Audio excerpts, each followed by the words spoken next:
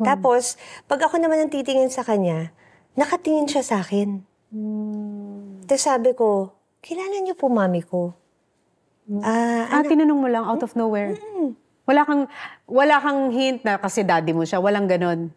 Medyo may ano ko na parang shock. Nag-flashback sa akin yung 7 years old ako, nag-aaway yung mom at daddy ko. Hindi ko naman anak yung si Hazel eh. Anak yan ni Chuck. Siyempre, chismosa tayo nung ano.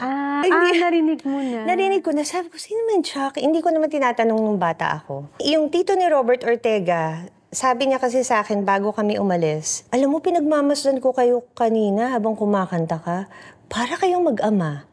Kaya ko siya tinanong kung kilala niya ang mami ko. Nagbaka sakali lang ako, kilala niyo po mami ko?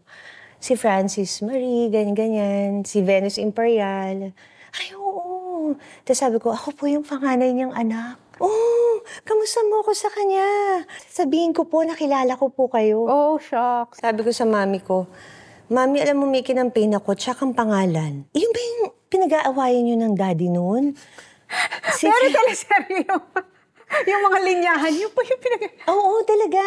Yung may pinag-aawayan niyo ng daddy noon, syempre, bata pa ako eh. Kasi sabi nila, kamukha ko siya.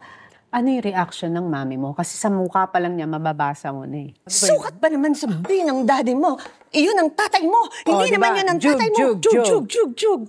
Nagdabog na parang busy na siya. Nagbisi-bisihan siya.